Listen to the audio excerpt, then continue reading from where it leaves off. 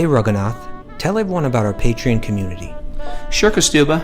The Wisdom of the Sages Patreon community is an incredible online yoga resource. If you like the type of yoga wisdom and culture we share on the show, then our Patreon community is a great next step. This is a listener-supported podcast, and any level of sponsorship will unlock a wide range of live and archived classes, talks, and even workshops. Raghunath teaches, I teach, and we have a host of other excellent teachers on topics ranging from yoga philosophy, asana classes, storytelling, Ayurveda, kirtan, cooking, meditation, and a lot more. We even have an incredible online Bhakti 12-step recovery group. So if you want to check it out, go to patreon.com/wisdom of the sages. All right, let's get it on. Om Namo Bhagavate Vasudevaya. Om Namo Bhagavate Vasudevaya.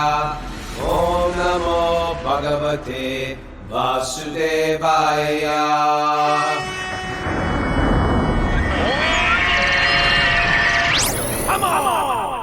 Live from Super Soul Farm, this is Wisdom of the Sages, a daily yoga podcast with your host, Raghunath, and co-host and senior educator at the Bhakti Center in New York City, Kaustubha Das. Welcome to the show, welcome to the Srimad Bhagavatam, and welcome to Questions and Answers Day. This is a day that everybody on their spiritual path writes in their questions, and we try to answer them.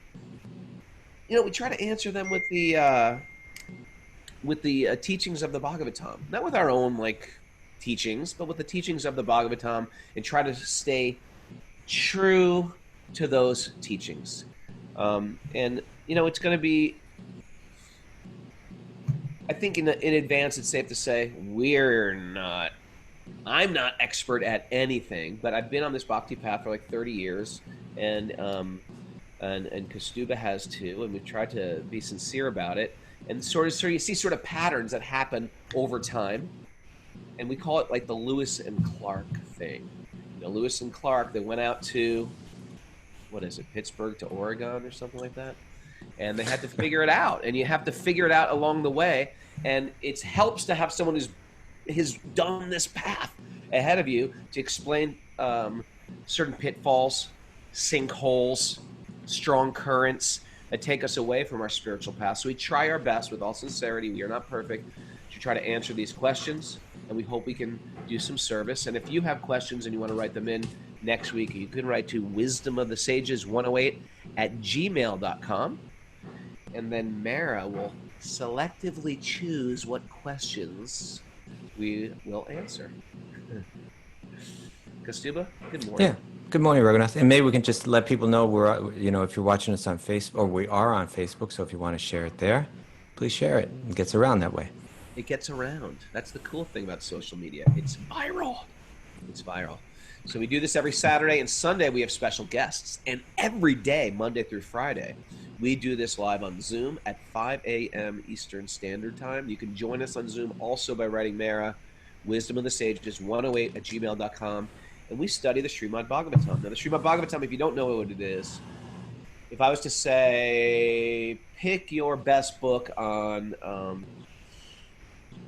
cooking. Mara, our assistant, is a chef. What's the best vegetarian cooking book? You know, there's a list you'll come up. What's the best vegan raw book? You know, you'll come up with it. If I said, what's the essential teachings of the yoga system, the philosophy and teachings of the yoga system, the great sage himself, who compiled all the master teachings, would say the Srimad Bhagavatam, this is the essence. So that's why we're studying this book. And the book itself is meant to be studied with teachers. It's a hard book to just pick up and read. If you really want a 101 book, Kaustubha, what would you recommend? Like a 101, I'm new to Bhakti Yoga. What's a 101 book? I'll tell you what mine is, and you tell me what yours is. I think I know what yours is. You know what mine is? What? I think you're going to say The Journey Home. Journey Home. I find it really like baby talk, but adventurous. I wouldn't call it baby talk. Baby talk means we're spiritual babies. But baby talk is what, maybe ABC or something. Krishna's a baby. He's baby talk is incoherent. Okay, I meant spoon-fed bhakti through adventurous real life stories of That's traveling. called baby food, is what you're thinking of, I think. Okay. Sorry, baby talk is bad. I made an No, offense. I'm not saying it's Forgive me. bad. Forgive me. No, But you I don't think have it's to a great apologize. intro because it's adventure peppered with deep philosophy in it. Yeah. And yeah, my daughter's reading it right now. Oh, that's great. You know, we should also mention, so you mentioned that every Sunday we bring on a guest. We'll have an Yeah. interview. Tomorrow we have by Sheshika Das. This is going to be a very, very good one. I really encourage everyone to tune in for this. He's quite impressive. He is a living personification of the Bhagavad Gita himself, you know. He's just a man of incredible wisdom. He's like this big guy. He's like, I've got the size of a linebacker or something like that, but like a heart of enthusiasm of a child, you know. And but just like, you know, incredible clarity and thought. It's one of the most sattvic and clear thinking people you'll ever meet in your life. He's going to give us keys to making spiritual advancement. Oh, good. I need that. You're going to walk away with some real life tools. I need that. Tomorrow. I need some tools in my toolkit. Okay. And that's at 9 a.m. Eastern time. So we usually do it at 8, but tomorrow's at 9 because he's a West Coaster. He's a Californian. He's in California. And if you are one of the others out there, please write into Apple Podcasts, give us a review, and tell us about your journey home yourself, how you got here, how you got to Wisdom of the Sages. We love it and appreciate it. Shall we dive right into this, Kaustubha, with our first question? Yeah. Very cool. We have a question that is for both of us. I'll read it. You can answer first, and I'll answer. Does that sound okay? Yeah. All right. You'll notice it's color-coded in green, Raghunath, right? I know. I did that for you. I love your I was thinking of you when I did that. I did a special. Oh, it's from Yvette. We love from Yvette. She's one of our regular Zoomers. Yeah, I think she's probably here right now, right? Yep. Okay. Yvette writes, you know, there's some good questions this week. A lot of them are like just real practical questions about like, I'm doing this, I'm practicing it, I got faith in it, I want to do this, but it's not easy. You know, here are the things I'm running up against. You know, stuff is coming up. It ain't easy. No, it ain't easy. No. That's not the song. It ain't you, babe. It ain't you, babe. I got the But it wrong works. song. It works. You made it Bob your own. Dylan, right? That's cool. It That's ain't cool. me, Yeah, babe. No. What's It Ain't Easy? I thought that was a song too. It's It gotta be a ain't, song. there's another one. It ain't easy. Is that Ringo Starr maybe or something like that? It don't come easy. I apologize to everyone for that. You gotta stop apologizing. Kaustubha says a good phrase. I burst out a song. We all laugh. I don't even got the wrong lyrics.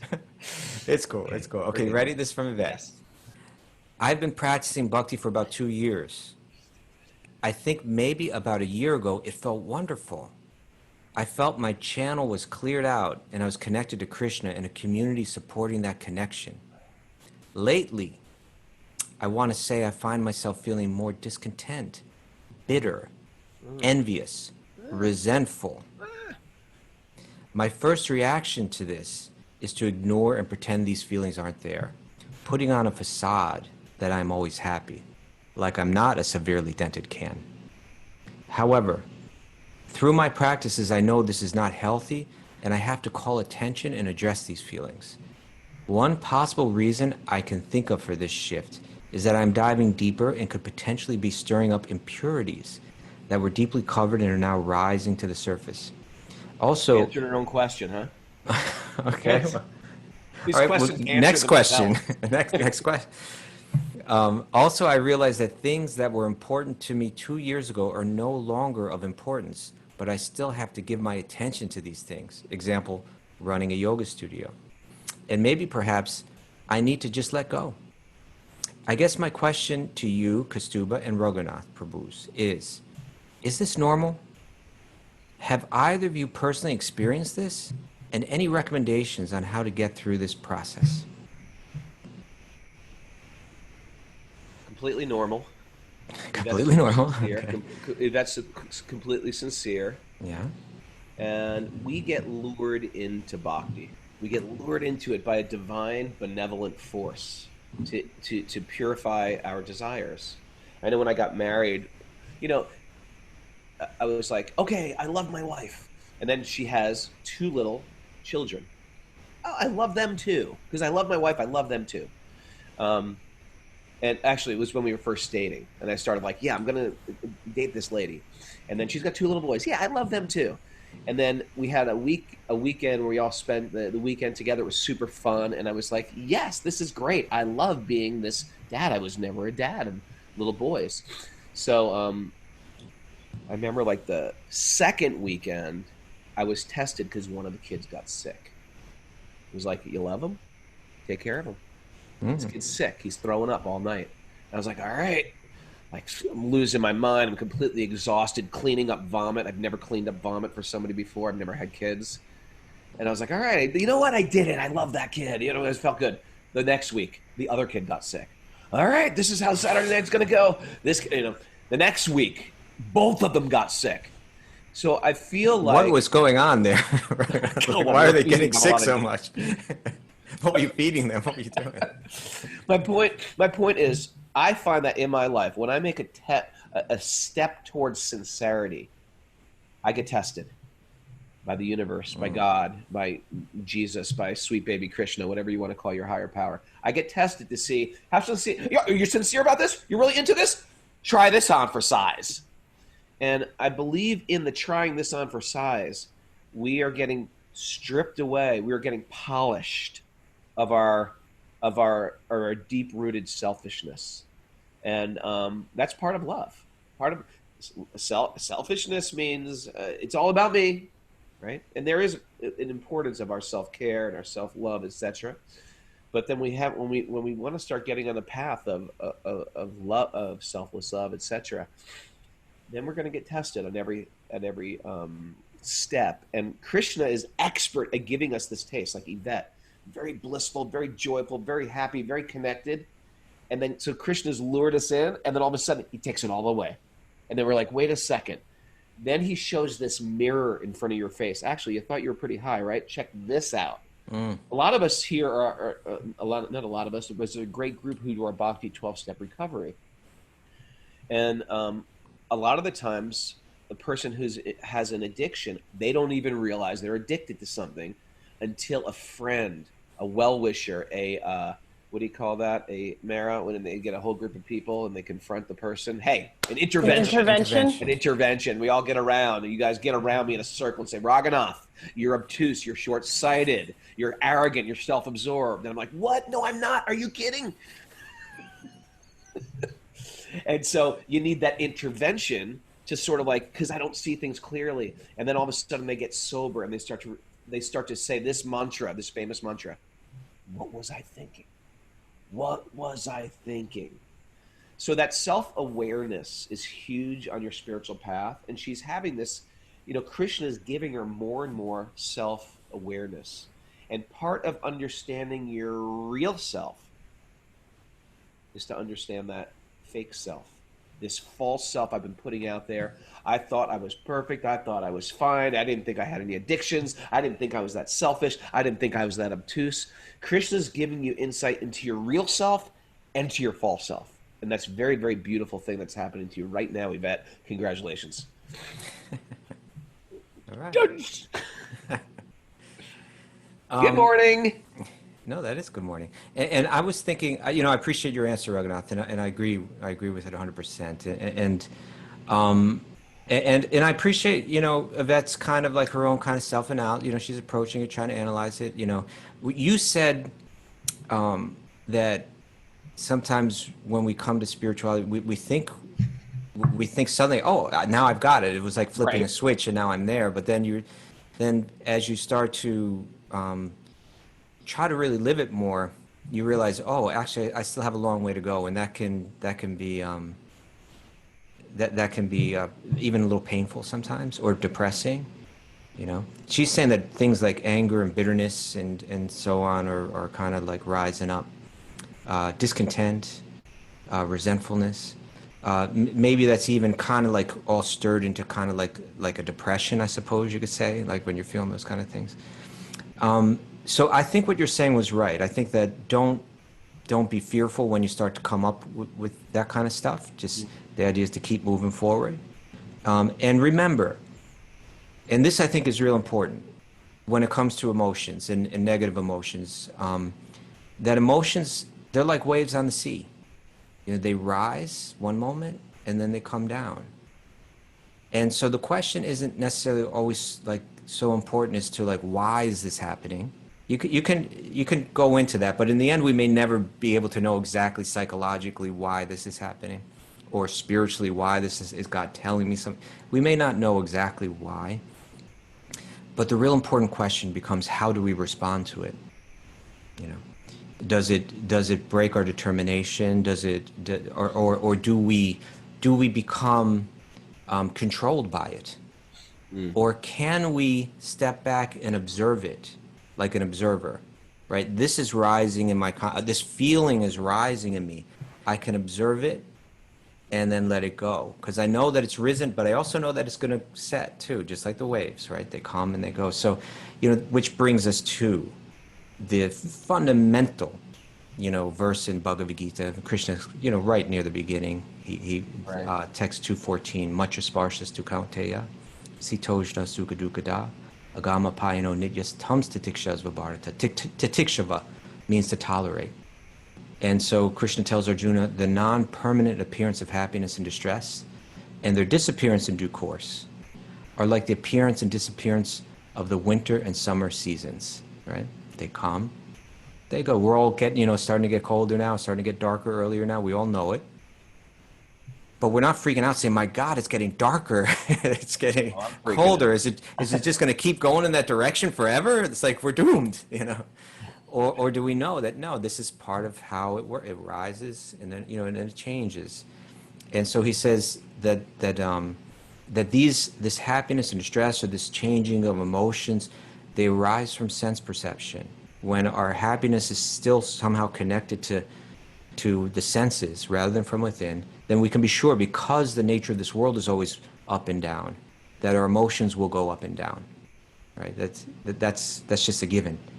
So until that point where we're feeling that entire, you know, steady happiness from within, then we can expect it to be up and down, and we tolerate it. We let it go. We observe it, and we let it go. And then the next verse, 215, Krishna says that the person who is not disturbed by happiness and distress and is steady in both, and that's the point, steady in both, right? Don't let it break your determination. Don't let it break your enthusiasm.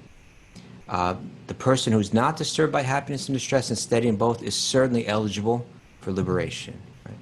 Samadhuka sukham dhiram, to be even-minded and steady in dukkha and sukha, and happiness and distress. So I appreciate the idea of like, why is this happening? Is this normal that this happens? Does this happen to other people? That's all fine to look into that, question it. But at the same time, just be ready to tolerate the ups and downs and stay focused. And then those ups and downs will become less and less and less. You know, it'll become easier and easier. And that's what I have to say, Raghunath. Is that all right? Beautiful. Okay. You are beautiful. And you too, Raghunath. No, Little you're Bhagavad Gita is beautiful, right? And the Gita is beautiful. Doesn't the Srimad also mean like the beautiful? Srimad, Yeah, Shri means beautiful, yeah. Of Shri, or of Lakshmi, right? Yeah. Yeah. All right. Beautiful. All right. All right, what you got? You got one from me. Uh-huh. What? That's so funny. What do you call it? I thought I was supposed to answer this one. I wrote an answer for this one. Oh. You're blue and I'm red. Oh! Did you screw up the whole thing? I screwed up every one. Okay. I've got great answers for yours. Don't worry. All right. Well, we can do those too. Well, maybe we both answer all of them No, today, no, but we'll just try to be quick. Yeah, I'm just figure it out. Okay. Look at Mara. She's giving the head shake. Every week, I've been blue and you've been red. I'm color coding it for you, Raghunath. I'm trying to make it You can't easy. make it any more easier, except if you were to every other word write Raghunath, Kaustubha. You can't make it any easier than what you did. Maybe next time you don't even give me yours. Okay. Okay. We can do that. I'm curious about spiritual maturity and development. Hold on. Who is this coming from? From an email to Mara. Mara carefully selected. Okay. I'm gonna let her through the line. Let her to the front. I think you need your microphone. You're away from your microphone or something again. Yeah. Either too Ashley close. Rodriguez via email. There you go. Mara let her in the door. She got the email. Mara okayed it. I'm curious about spiritual maturity and development. I feel like I've heard y'all talk about several times about this. Yeah, About she's from different Texas. levels of spiritual growth. She's from Texas. That's why she said y'all. That's my I get it now. And I'd love to know more about that. What are these spiritual levels, Kaustubha? Isn't bhakti just I love, I love, I love? What do you mean spiritual levels? You're saying there's a scientific process? There is. There's different levels of love. What you got? Or levels to climb to that point of pure love, right?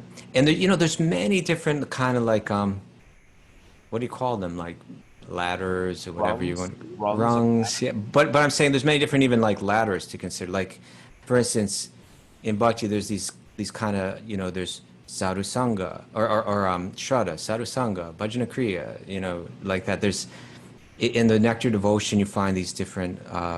First, there's faith. Then there's association with people that are deeply spiritual. Then there's initiation and the beginning of the practice. Then there's anartha nivritti, kind of like becoming purified of one's lower nature. Then there's, you know, becoming fixed or steady. Then, you know, and it goes up all these different levels to like pure love of God, right? Like that's one way. And there's another one that says like there's 3 different levels of bhakti yogis. There's the total beginner neophyte. There's the madhyam, you know, the middle level, and then there's the highest level, and it describes the difference. So there's many different ones, and this is what I thought I'd focus on one, maybe 2 of those ladders. But there's or this isn't exactly a ladder, but there's a really interesting book. It's not widely known or distributed, but there's a book called the Madhurya Kandambini. Right? You've read that before, Raghunath, right? By Srila Vishwanath Chakravarti Thakur. And he gives like, he describes what he calls like unsteady bhakti, right? What it looks like when it's not steady yet, when you're not really there yet. And so I think one way to understand mature is what is immature, and then the opposite of that is mature. And I think this can help. He gives these different terms. The first one is utsaha mai, which means false confidence. That like once it literally like it means one's got a lot of enthusiasm about themselves, right? And you just said that like sometimes when you start practicing spirituality, you said you think that you're pretty high, right? Yeah. It's like, oh, I've taken to this, and now I'm like way up here spiritually, and everybody else, the rest of the people in the world, they just don't know what I know. They don't have the realizations that I have. I didn't think it was going to be this easy, but I'm pure. Yeah. I'm ever do that one? Like, I'm so evolved. So that's not only like common, that's like totally normal that one like kind of spends some time in that stage, you know. And then there's sporadic endeavor. You know, I'm not diligent. I'm negligent about my practices. I'm into it for a while, and then I kind of let go, and then I get into it for a while, and that's immature. You know, there's a lack of steadiness. And then there's something called indecision, where the mind is kind of like absorbed in pondering ways that I need to change to be happy in spiritual life or something like that. Should I do this? Should I do that? Should I move here? Should I do that? You know, people that are mature, they're kind of like, they're content with their circumstances. You know, okay, make an adjustment, and let me, you know, I can't just keep changing things. Let me just dig in, you know. And there's something called Vishaya Sangara, a struggle with the senses or an inability to give up sense enjoyment. So a mature person, you know, that struggle becomes eased, you know. It's easier to be in control of my senses or to be in control of my lower nature, right? It's easier for me to just like kind of like stay on my path and not be distracted from it by the call of the senses. And then there's something called niyamakshama, the inability to uphold vows. You know, I make a determination, I want to do this for my spiritual life, and then I drop it, you know. And so the steadiness in one's determination, I set an intention and I can carry it out. That's maturity in spiritual life, you know. And then there's one called Taranga Rangani. I like that one. Taranga Rangani? Rangani. Taranga Rangani. Beautiful sounding.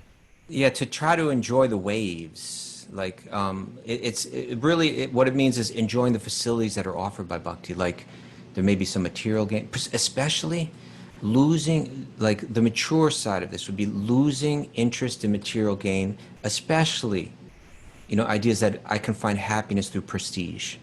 Like, oh, I'm the very spiritual person. I dress that way and I talk in a different tone of voice now. And because I want people to perceive me as that deeply spiritually advanced person. The mature person, just no interest in that. Right? So if we go down them quick, humility, right? Particularly in terms of one's own spiritual progress. You know what? I'm not very advanced and I'm okay with that.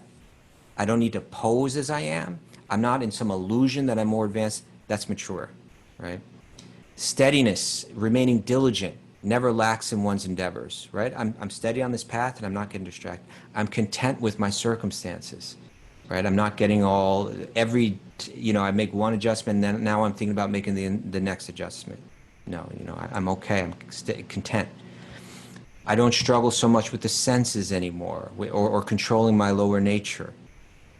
Steadiness in one's determination. I set an intention. This week, right, we got Makeover Monday, I'm going to do this week. I can carry it out. I don't get diverted from it. And losing interest in kind of that prestige that so-called like spiritual profile and all that, and wanting some kind of honor or prestige or something through my spiritual path. No, let go of all of that. That's mature. And I'd add a couple things to that too. We had Brahmatirtha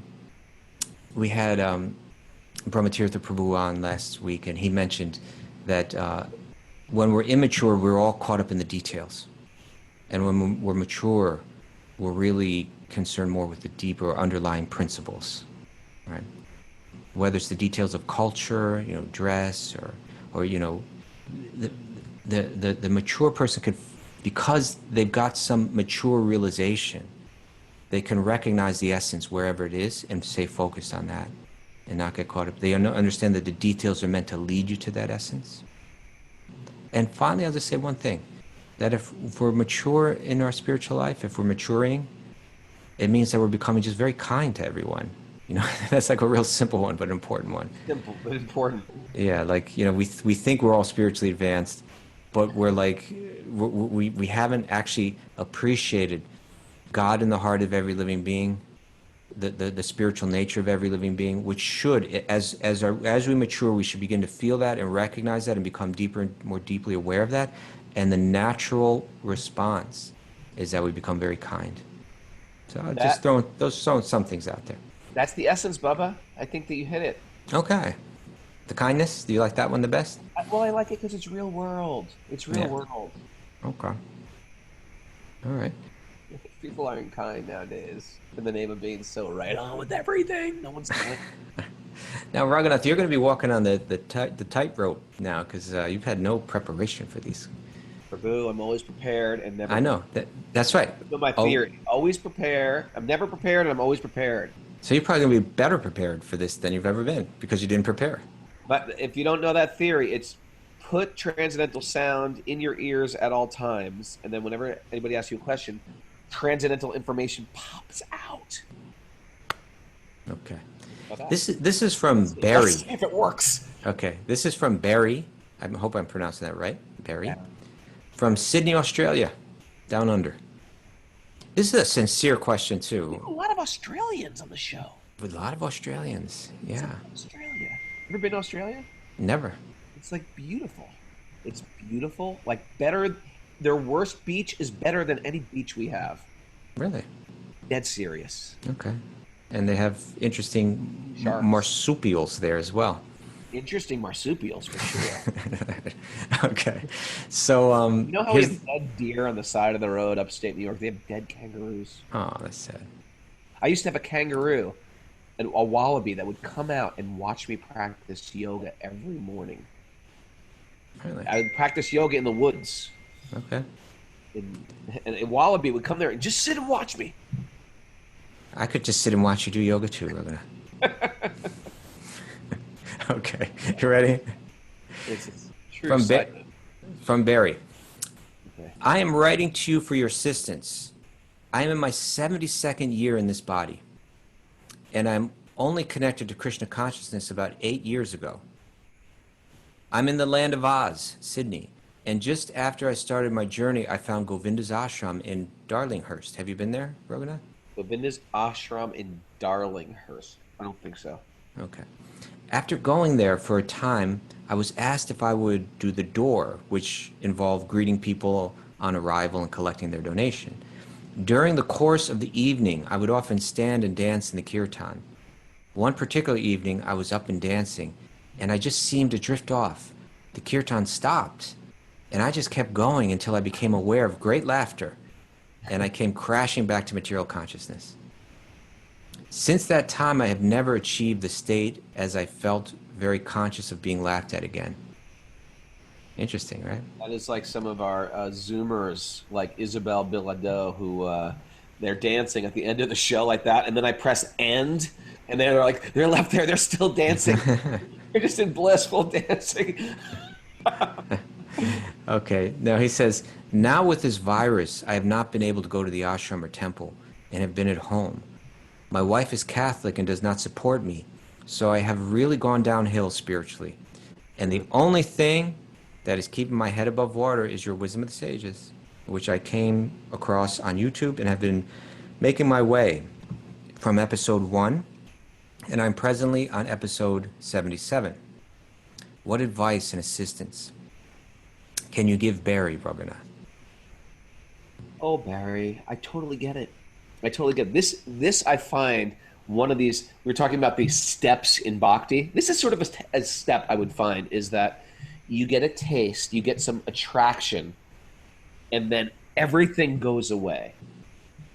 I had this happen to me, if you don't mind me sharing my story. I went to Vrindavan when I was 22, and I got a really strong, powerful taste for India, for holy places, for the Ganga, for the Yamuna, and I got such a sweet taste. And then I quit my band, and then my band got offered to go to Europe. And I was like, oh, man, I always wanted to go to Europe. And I was torn between like a material desire and a spiritual desire. And guess what I chose? Material desire. And I chose, and I went to Europe. And I tell you, Europe's incredibly beautiful. There's so much great history Cities. there. For an American, it's like the most charming place ever, because we have nothing's old in America that we have. So that charm was there, but it was missing what I just tasted, and I was just so desperate, like Barry's explaining. And I wrote one of my mentors, older devotees in New York. I was like, I don't know what to do. I'm so sad. And he wrote back and said, the greatest lamentation is when devotees can't be with other devotees practicing. It's like the saddest part in the heart.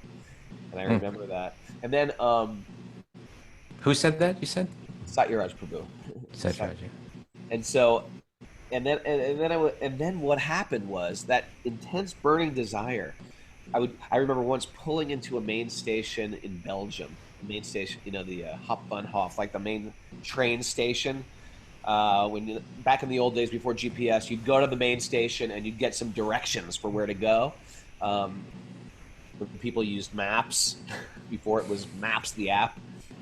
And I remember sitting there sad, deeply sad, missing devotees.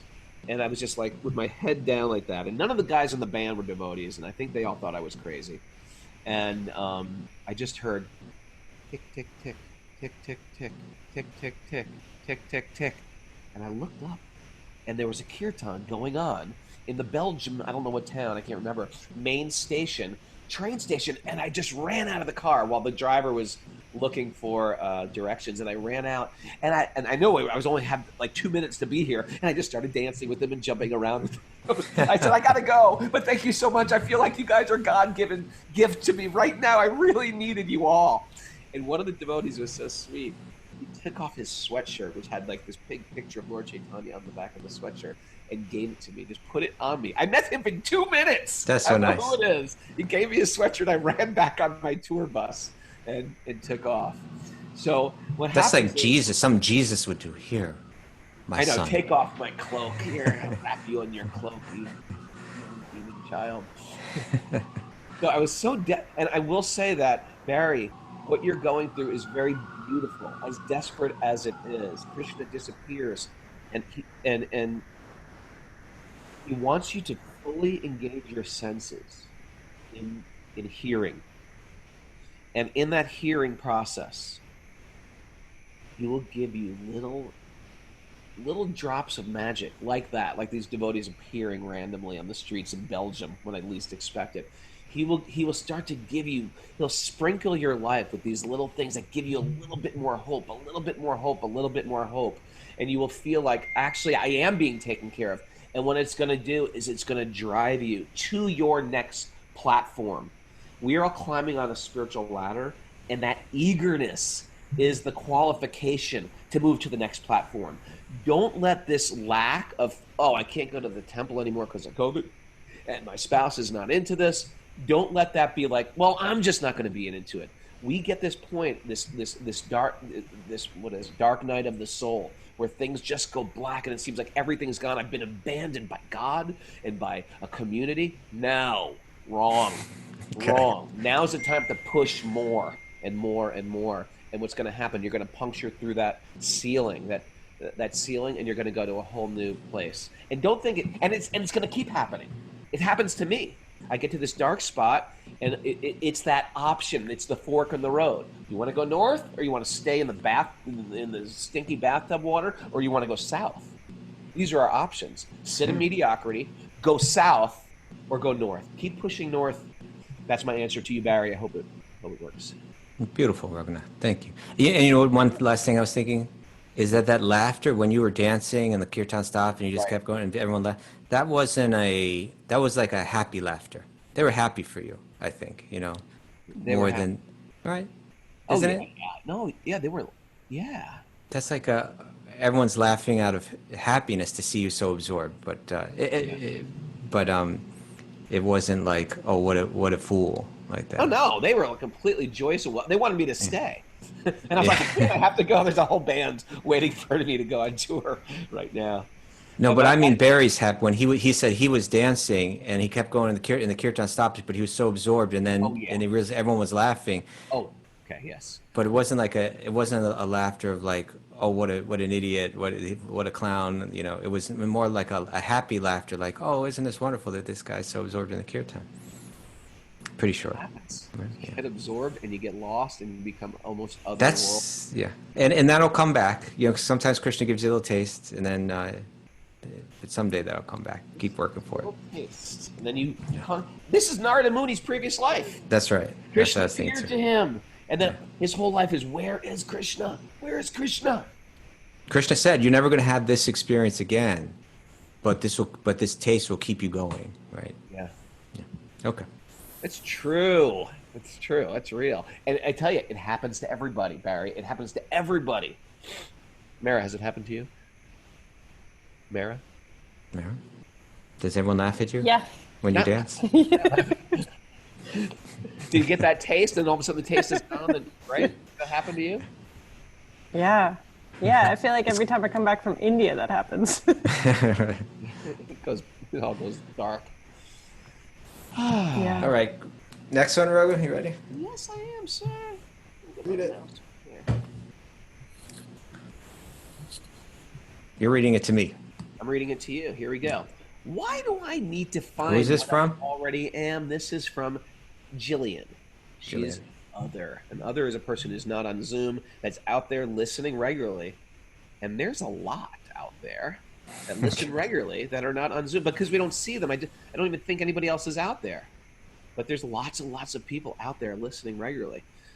And so Jillian writes in to Mara, and she says, why do I need to find what I already am? Interesting. If the soul is conscious awareness and love, but is absorbed in layers of illusion, whilst in the human body, love that word, Whilst. then the soul is released from the body at the point of death, right? Yeah. Okay. Does the soul not once again become aware of itself as being love and conscious awareness? Why does the soul need to keep reincarnating to find what it already is? Is the soul not always aware of its love and attachment to God or Krishna? Very good question, Jillian. Okay. That's where I wrote when I thought it was mine. No, I'm just kidding. Yeah, we could if you want. It's maybe better than mine. Okay, Kaustubh, what is your divine answer? Okay, why do I need to find what I already am? Because we've lost touch with it. Now, if the soul is conscious awareness and love, but is absorbed in layers of illusion while in the human body, then when the soul leaves that body, shouldn't it come back? Right? That's the question. And this is the tricky part, Gillian. Gillian? Jillian. There's no I in, like, there's no I, it's not I-A-N, it's Gillan. Gillian. I say Gillian. The problem is that, yes, when we die, it's the material, let's put it this way, the body that's made of the five material elements, earth, water, fire, air, ether, that body that we can touch, that very physical, tangible body, it comes to an end. And the soul moves on.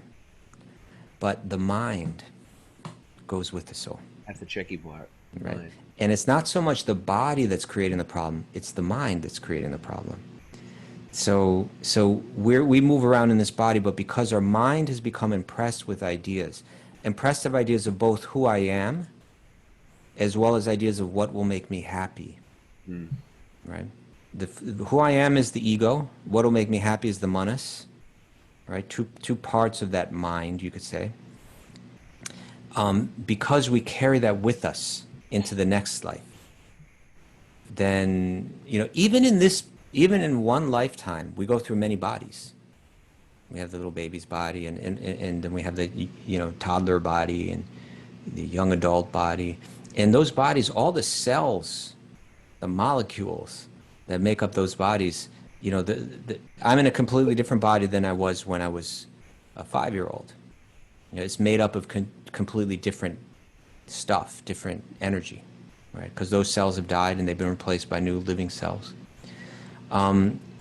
So even in this life, we go through different bodies. The thing is the mind. That's why yoga is all about the mind, because it's the soul looks at the mind and thinks that's me.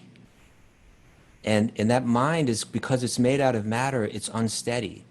It's moving. This analogy, we've shared it here before, but it's there in Bhagavatam, where the sage Vidura is inquiring from the sage Maitreya in Haridwar, right? Haridwar. Yeah, and Vidura says, how do we lose touch with our eternal consciousness? Why are we out of touch with our Satchidananda nature, with our eternality and our divine love that is our true nature? How do we lose touch with that? And the analogy that Maitreya shares is, he says, it's like the moon is in the sky, it's steady, but when we look at the reflection on the water, and the water is not steady, right? A little breeze and the water is rippling around. And if we think the moon on the water is the moon, then it appears that the moon is unsteady. And because the self, which is by nature steady, looks to the mind, which is unsteady, and thinks that's me, well, then we suffer and we lose touch with that nature. And so that when we go from one body to the next, what's happening in the process of reincarnation is that there's two considerations going. The fact, it's kind of like this. We've kind of sent a message to God that I want to try things separately from you. Right? I want to try to enjoy as if I were you. I want a realm in which I can go in and try to live my separate life. And Krishna's not like, he's one of those parents that lets you do what I'm going to tell you what's best for you, but if that's really what you want to do, okay. And hopefully you'll learn some lessons through it. I'm advising you not to, but if you really want to. And so then we get different forms to kind of play out these roles, and we get the computer of the mind. When this form dies, the soul, along with the mind, goes into the next. It's like you took a computer and you moved into your next apartment, right? You moved from one apartment to the next, but you took your computer with you. We go from one body to the next, but we take our mind with us. And that mind, there's definitely some erasing or some, deleting going on the hard drive. But still, the fundamental desires that we have, we're carrying them with us, as well as the karma from the previous life. And so we're still an illusion. when we go into that next body, right? And the karma is sitting there. What's the different experiences that we're meant to go through based on how we lived in the previous life? They're sitting there in the aparubdha stage, in the unmanifest stage, and it's just a matter of time before they manifest. So we're still locked into illusion, just like we were before. It's when we conquer the mind through yoga, right? Yoga is a practice which empowers one to overcome the obstacle of the mind for the purpose of the self experiencing its own true nature. So it's not just about the body, breaking away from one body to another. We have to conquer the mind in this life or the next life, or it may take many, many lives. So that's our challenge as yogis, to conquer the mind, to overcome the mind, to make the mind a friend, to not be ruled by the mind, to not be a slave to the mind, to understand, and through that, to understand and experience our true nature. And that takes practice. And that would be my answer, Raghunath. Beautiful. All right? Beautiful, man. Okay, I hope Gillian. I hope that was helpful. I think Okay. every name, especially if it's not like Fred, it should have like Little phonetics. next to it. People do I that wanna on say it right. Facebook and stuff Say it like that. wrong. I think it might have been Jillian, and I may have just mistyped Oh, it. could have been hers. Oh. Yeah, it might have been my mistake. No, but I So I actually looked it up apologize. because Okay. it is a name. I still Yeah, say it is a Mara, na- Mira, Mara, Simon, Simmons. We get all kind of Mara spellings, like true. right, like Yeah, we do. tell Mrynea that I really appreciate all that she's doing for Wisdom of the Sages. Myra. But I looked the name up and I saw that it can be a male or female name too. So maybe it was correct. All right, Raghunath. Hey, we got another Sydney person here. Sydney, man, it's a place. Sydney's I know. Sydney. It's like the big city, Sydney. The beaches in Sydney, breathtaking. There's like a stone swimming pool, like made of the earth, stone from the earth, like of a cliff, built into the beach. Can you imagine that? Beautiful. That's incredible. We got to go to Sydney. It is so far away. Sydney's one of those places. If you're flying there from America, you can leave on Tuesday morning, and because you cross the international date line. So It's like Friday night when you get there. No, you leave on Tuesday morning, and you get there. You get back to America like an hour later. Oh, I can't even figure out how that happens. We could someday. We'll get out like an orange, and I'll show it to you. Right? Oh my God! Okay. I got there. It only took me an hour to get home. I did the plane for 40 hours. All right, Raghu. We got a question coming from Joshua Heinrich in Sydney, Australia, via email. All right. Thank you so much for Wisdom of the Sages. I feel better when I listen to you. But that makes us feel better.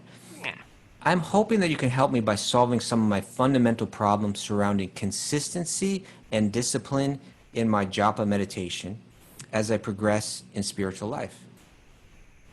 Consistency and discipline plague me for other daily tasks as well, due to my ADHD.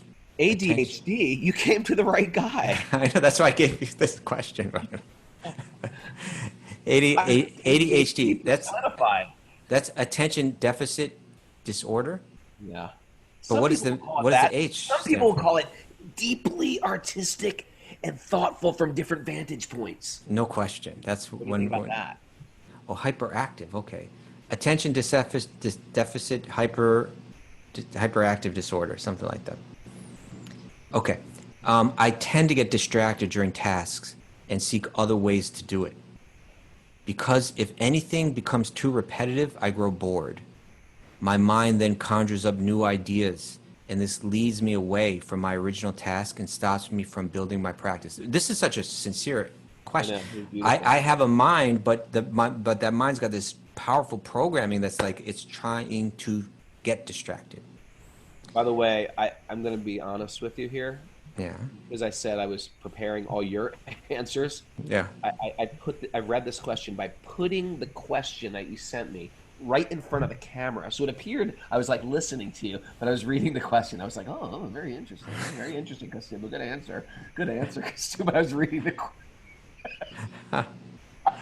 I fooled everybody. Oh, you're saying you were reading this question while I was I was answering. reading the question, so I knew what I was getting to. Right, But I was right. pretending like I was listening attentively. You're like, yes, Kaustubha, ADHD. Eyes Yeah. are going like this. Back and forth. You'll have to do it right. Okay. Now let me finish this question. Okay. So my mind that conjures up a new idea, this leads me away from my original task. It stops me from building my practice. I was wondering if you have any tips for developing consistency in your day-to-day life and how you have learned to control your mind to achieve your goals. Raghunath? Beautiful question. Beautiful question. First of all, I think a big thing that exacerbates attention deficit disorder is media, modern media. I always say this, like if you watch television from the 1960s, like Get Smart, the Andy Griffith Show, all these like, the Dick Van Dyke Show, these very slow moving television shows. And then something happened like in 1987, MTV came out and the editing got very, very quick. Even like action movies or horror movies from the old days, it's slow moving. My kids took me to one of these Marvel movies. I don't know what's a Marvel movie. One of those comic book things made into a movie. And it's just like, the editing is so fast. It's just like, and that becomes the new normal. And it's not normal. And then, even if there is something very wonderful and peaceful, you're bored out of your mind. Okay, we're going to go to the forest in the Grand Canyon, and there's like an eagle catching a snake in its talons. It's just like, big deal. Show me something else, faster moving. So I think we've created and exacerbated this ADHD brain. Best thing to do for that is hang out in nature. That being said, okay. I think there is a thing to it where Tell me why hanging out in nature helps.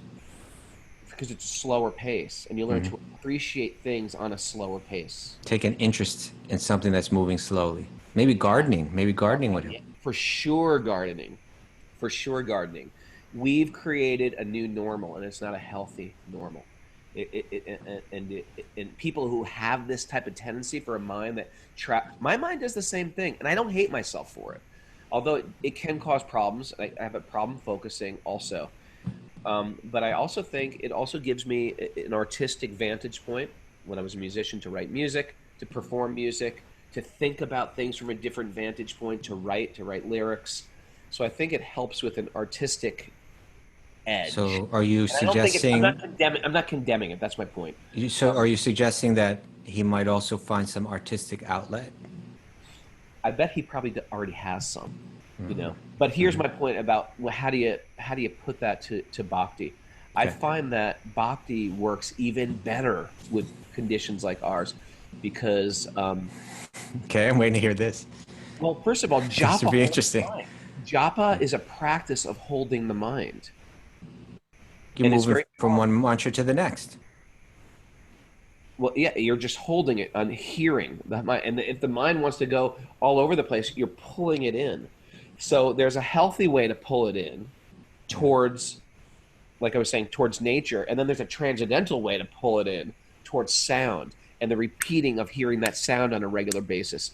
I also find that my mind can go all over the place in the course of the day, and that's why hearing on a regular basis, and now it's easier than ever.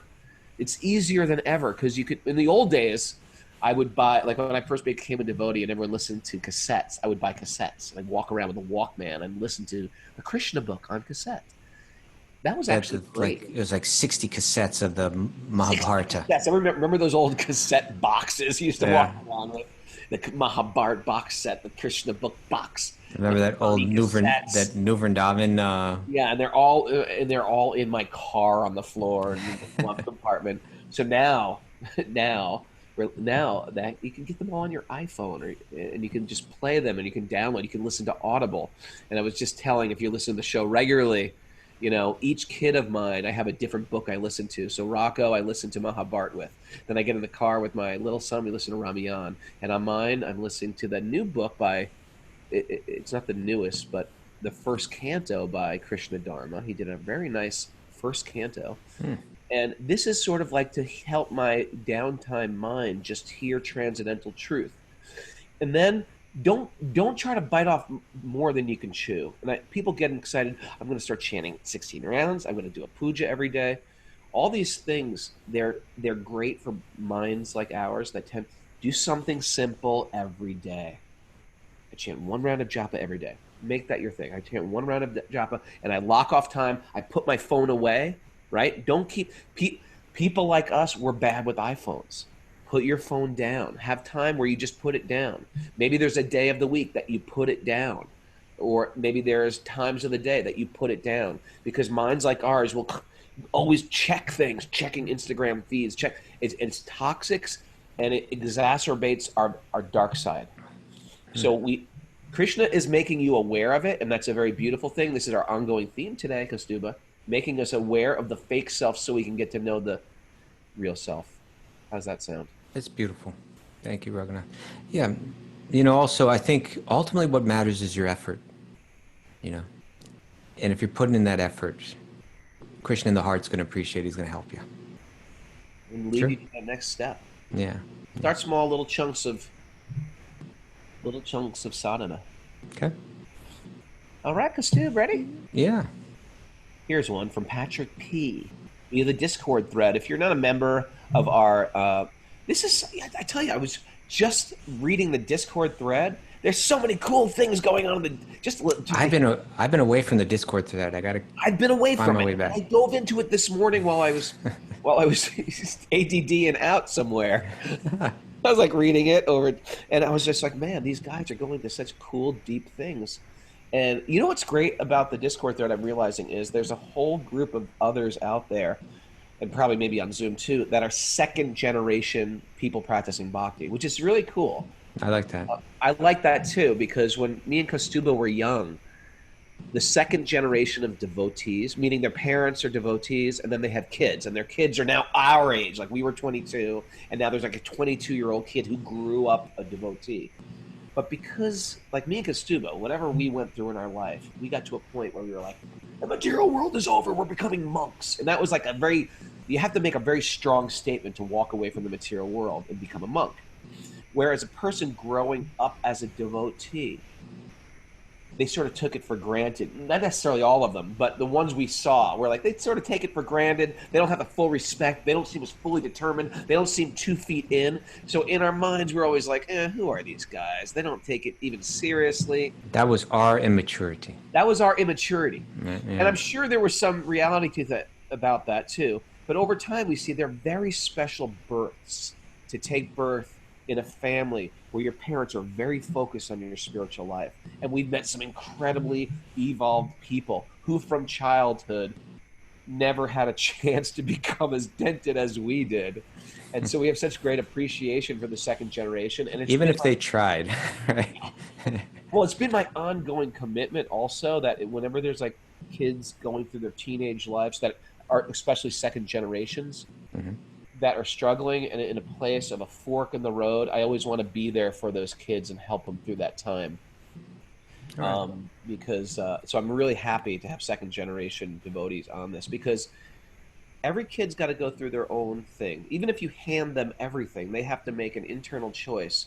I want light, I don't want dark.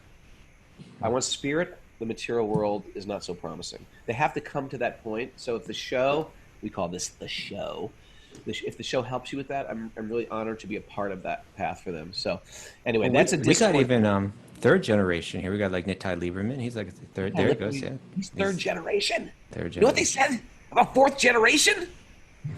Well, you know this one, this famous quote. What? Fourth about generation. Fourth generation? I thought it was a third.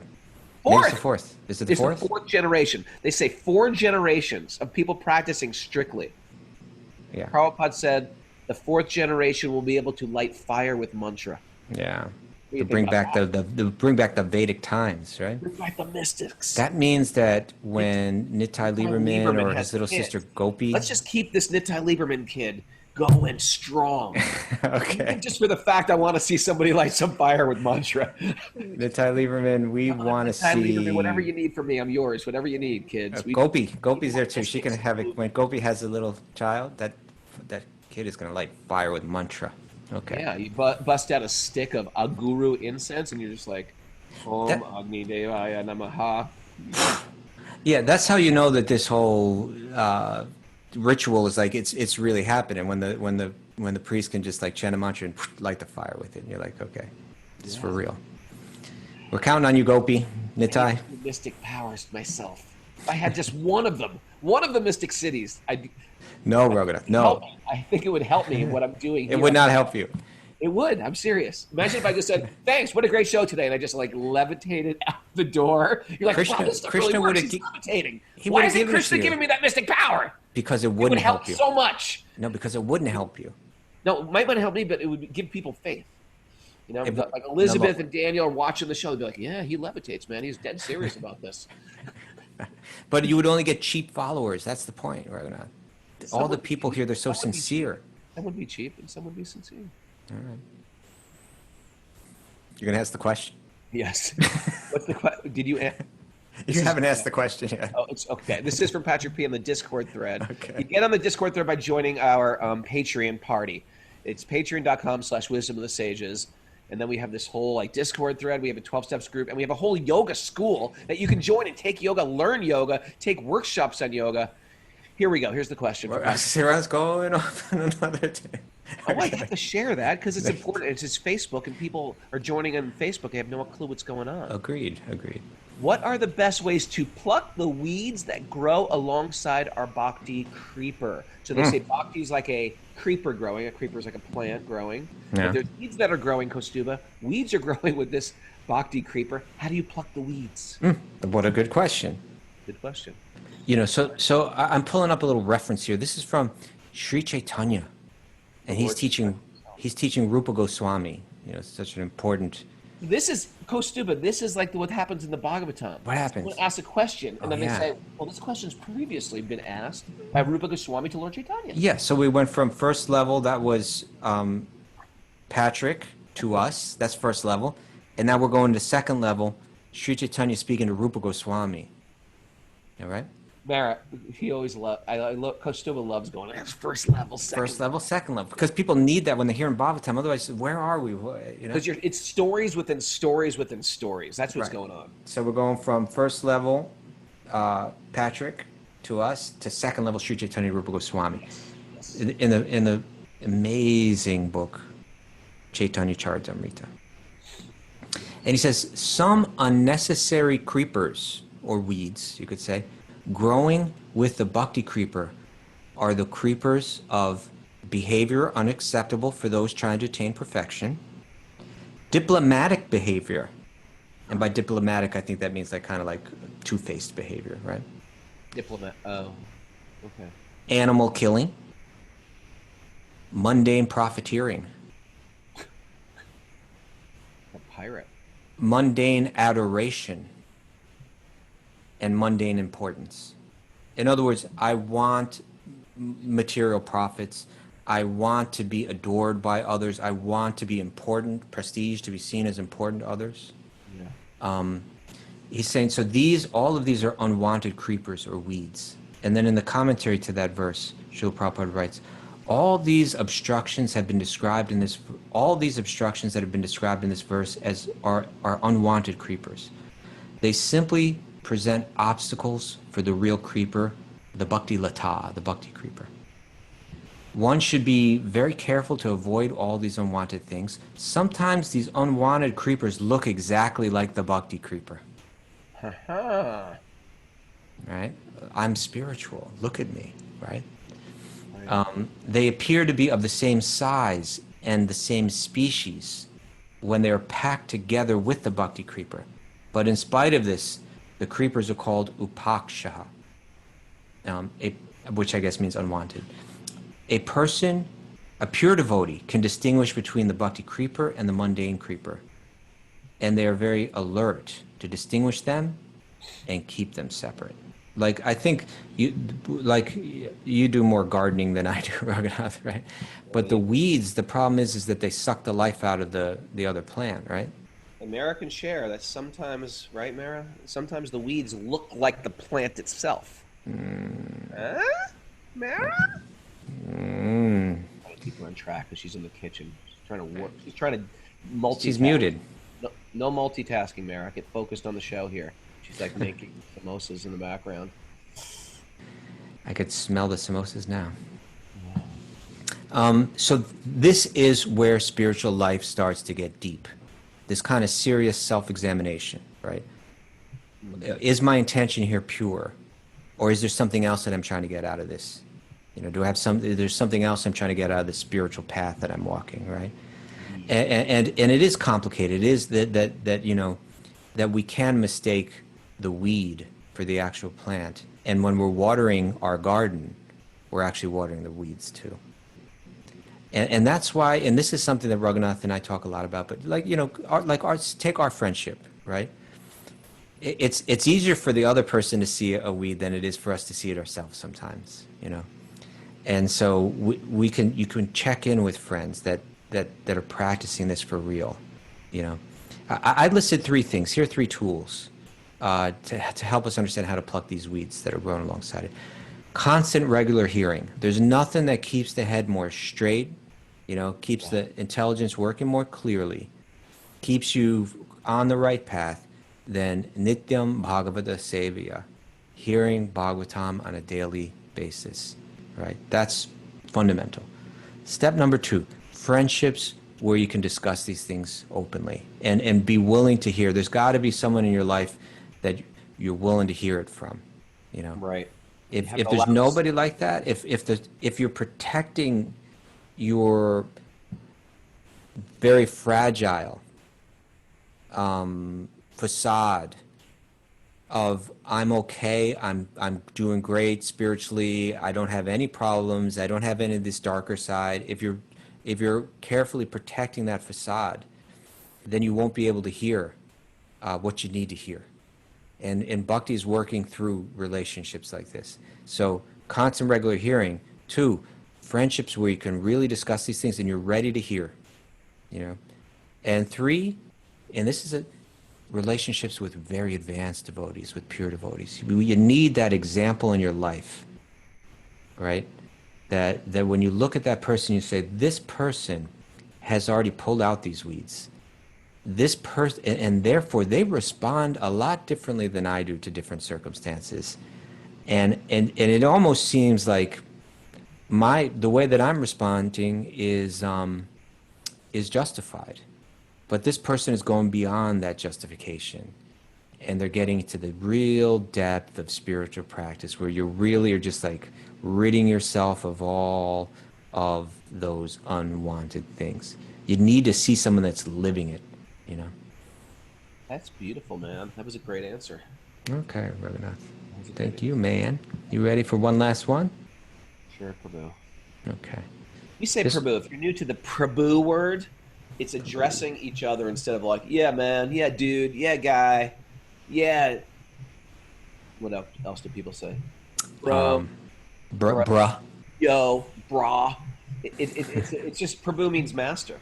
It's addressing, the language is so powerful that I'm addressing everybody as Prabhu. Excuse me.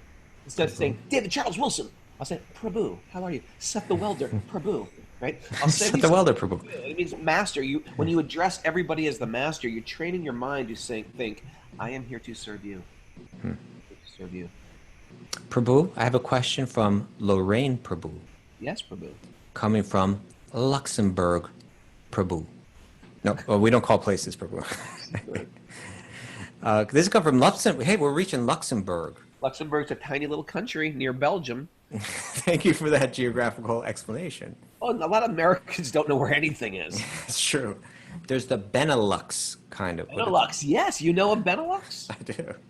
Belgium, Netherlands, and Luxembourg. Not Netherlands, no. Is it Netherlands? Belgium, Luxembourg, and Liechtenstein, I thought it was. Is it Netherlands? Liechtenstein's near Prabhu. Okay, I don't know. You see, you're right. Americans don't know nothing. Small country near Switzerland. Okay. Benelux. So this is coming from Lorraine. This is a heavy question, but very sincere and honest question. Luxembourg. Ready? Cool. It's a pretty place. But yeah, we're leaving that behind for now, because even in that pretty place, life can be difficult. Having recently broken up with my partner, my heart is broken. Ugh. And it is extremely difficult for me to forgive his lies and infidelity, which went on for some time. Men, right, Raghunath? Hey, men are a mess. Men are horrible. I'm just going to put that out there, people. Men are men are the worst. All right. Because of the choices he made, I feel like I am paying the price and have lost everything. I feel stuck because I want him to realize the effect of his actions have had on me and the ripple effect on the people around us. I am naturally a loving and forgiving person, but he has hurt me so much. I can't find it in my heart to forgive him, and I have a need to know that his karma will come back to him. I know that you don't believe in good and bad karma. I think by that she means like we're not striving for either good or bad karma. Sure. But how can I get past this need for him to pay for his actions and move on? Lorraine from Luxembourg.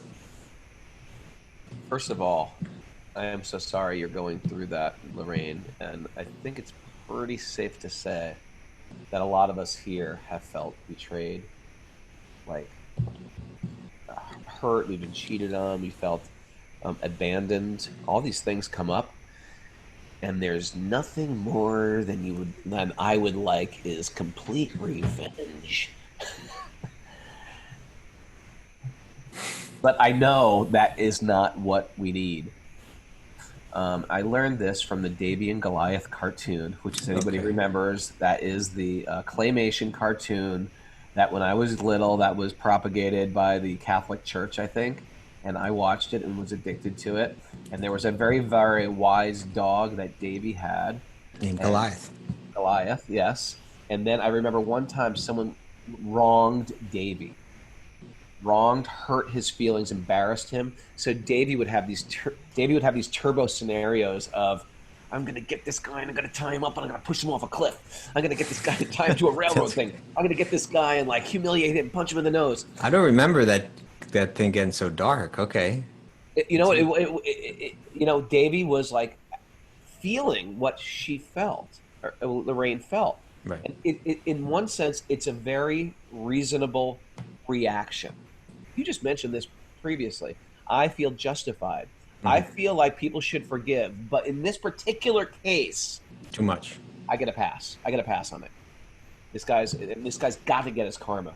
And as devotees, we always, here's that scale of justice versus, mercy. Yeah. But Goliath, the dog, he gave him very sanguine, sagacious advice. Sanguine, sagacious, Mara, write that down. Sagacious. Sagacious, sanguine, which was, how are you feeling, Davy, when you're acting these things out in your mind? How are you feeling? Are you actually feeling satisfied? And you're going to sit with that. And here's another good question: can they ever make it up to you? Can they ever pay you back for what they've taken from you? Generally, the answer is no.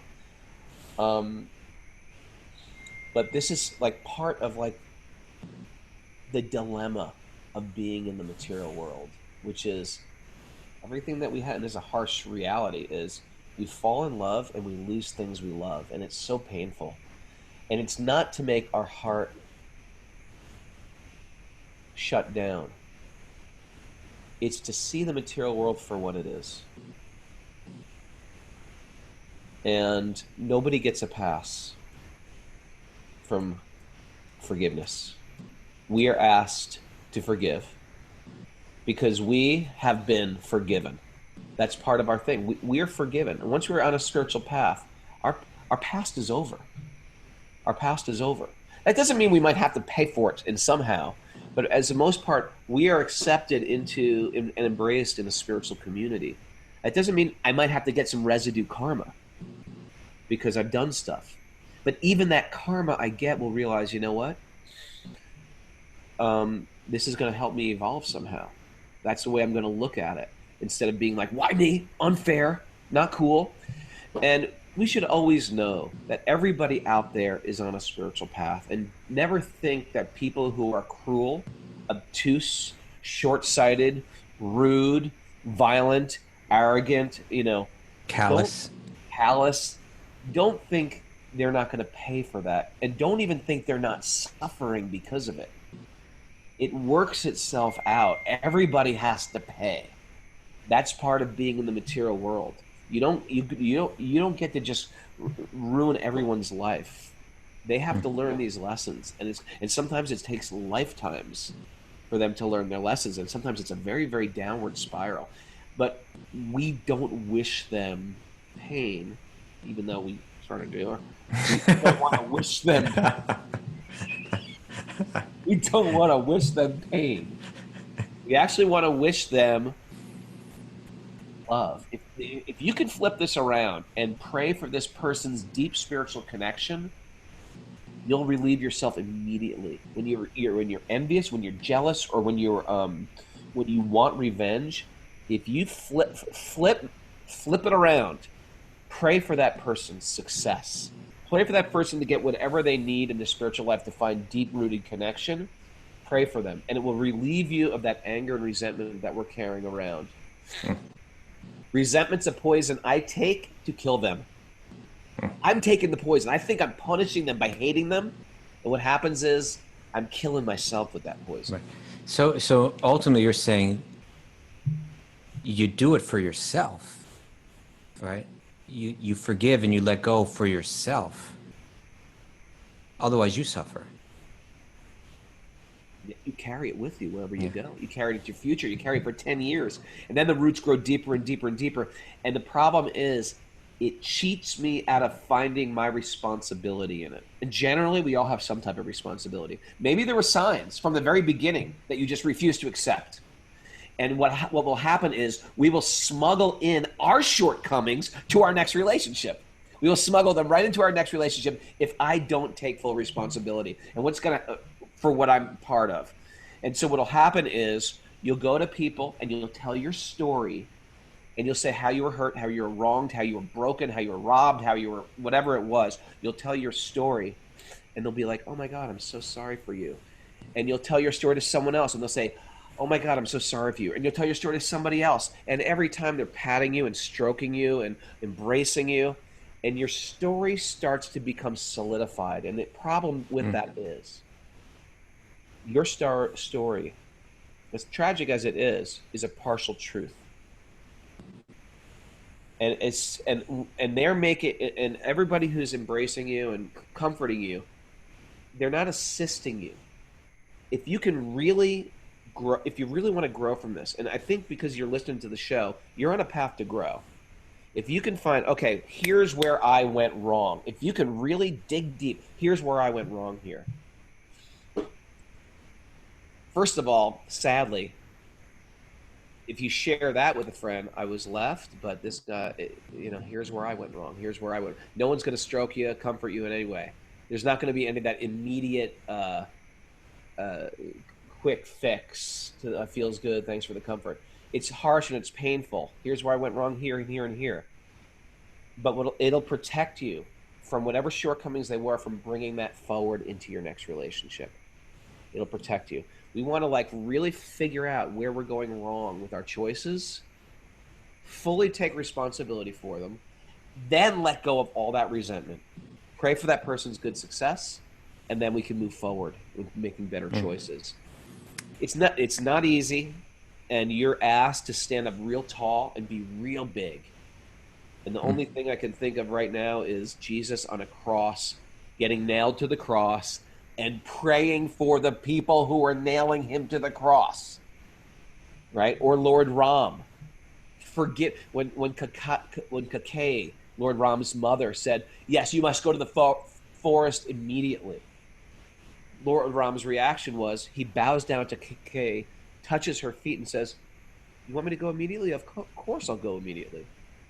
Everyone else reading the story is like, "Ram, are you crazy? You're about to be the king." Don't go. Well, don't go. Don't listen to her. She's an illusion. Ram's like, "Of course, you're my mother. Of course I'll go." This type of actions on Christ and Ram, this is called samadhi. It means an evenness. And we're training ourselves to understand what we do possess in this world and what we don't possess. And all I do possess is love to others well-wishing to others. And that no one can take away from me. The world can't take away from me. Only I can take it away from myself. You know what I was thinking, Raghunath, in terms of this? Just as you were speaking, you were inspiring me. Yes, Prabhu. What? Is imagine if Lorraine had the facility to zoom out and look at her life from a much higher, distant perspective. Let's even look at it this way. Let's say Lorraine achieved the goal of life, and by the end of this life, she had entirely achieved the goal of yoga and reestablished her divine love and connection to God, and was existing in some kind of perfected, elevated spiritual realm. And then she was able to look back at her life. And she saw that there are different peaks and valleys there, different challenges that came up that were part of her achieving that state. And she realized that, there's that time when my heart got broken worse than it ever got broken ever before. Right? What a painful time that was. And she was able to even look back, even in this life, or maybe even in a past life, and see how that corresponded with maybe a heartbreak that she instigated at some point in the past. And she could realize, yep, I see it. There's the karma connection right there, and was able to look back and say, that is what's happening in this world, is everybody is out there on their individual mission to find love and happiness, and bumping into each other and causing others to suffer. And that's basically what this world is everybody's just crashing into one another. And that's the time when I felt it acutely at that time. And as a matter of fact, if I go back, I see it many times in my life or in past lives, I felt that same kind of pain. It was a lesson. I didn't learn it 5 lifetimes ago, and I didn't learn it 4 or 3 or 2 lifetimes ago. But in this past life, when it happened that one time, when I was Lorraine, living in Luxembourg, and I felt it in that life, I was fortunate to have all of this wisdom to help me process it and help me understand how to respond. And that gave me the clue that resenting the agent of my karma, resenting this person that caused this harm to me, there may be a type of justification in it, but it's not going to help me at all. I really have to learn the lesson that the love affair that I was seeking separately from God,